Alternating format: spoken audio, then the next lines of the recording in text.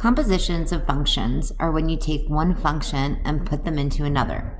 The composition of function g with the function f is written as f of g or f of g of x.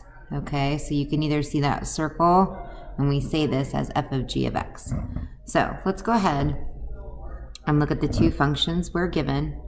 Okay, we are given the f function, and we are given the g function. So for question 1, you are asked to find f of g of 3. So the first thing that you're going to do is always kind of look inside the parentheses, the furthest inside the parentheses.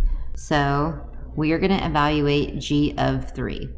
So when I look to my g function, I'm going to be substituting my 3 into the function where I see the variable. So in this case, for x.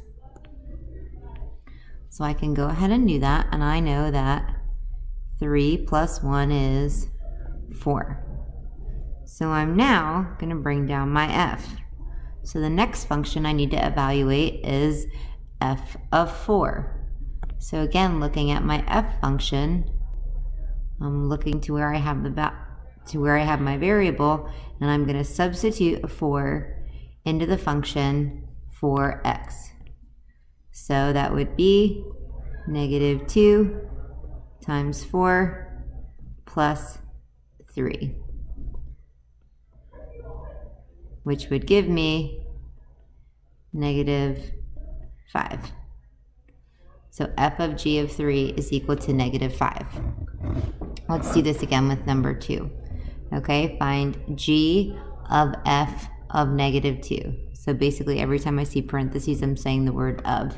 So the first thing I'm going to do is evaluate f of negative 2. And again, that means I'm looking to my f function and plugging in a negative 2 where I have a variable. Okay, so that's going to be negative 2. Now I'm substituting, so negative 2 times negative 2 plus 3. Negative positive 4, watch my signs, plus 3 is 7. So I'm now evaluating g of 7. So again, I'm going to look to my g function, and I'm going to substitute 7 for my variable. 7 plus 1 is 8. So g of f of negative 2 is equal to 8. So those are a little bit easier because we have numbers that we're simplifying and evaluating. That's not always the case. So we can evaluate f of g of x as well as g of f of x. Okay, and when we do that, that just means we're going to be plugging in or substituting this function into another function. Okay, so that means I'm going to substitute my g of x function into f of x.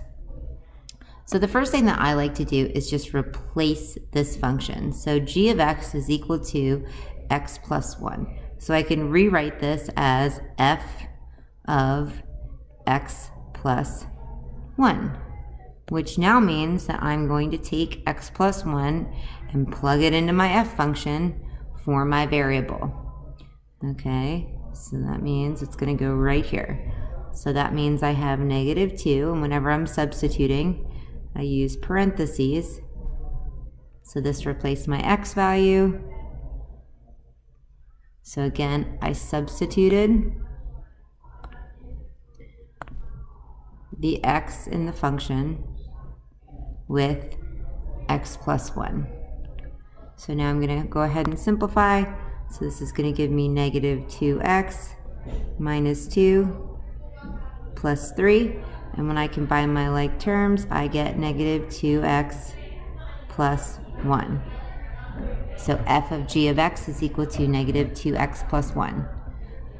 Okay, let's do that again with g of f of x.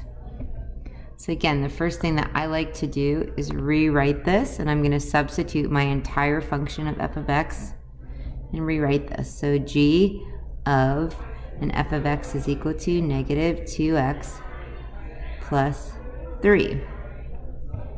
So now this means that I'm going to be substituting in for my g function where I see the variable, the entire expression of negative 2x plus 3. Okay, so I can go ahead and do that.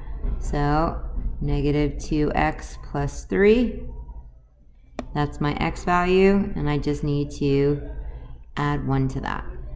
Okay, so that's going to be negative 2x plus 4. So g of f of x is equal to negative 2x plus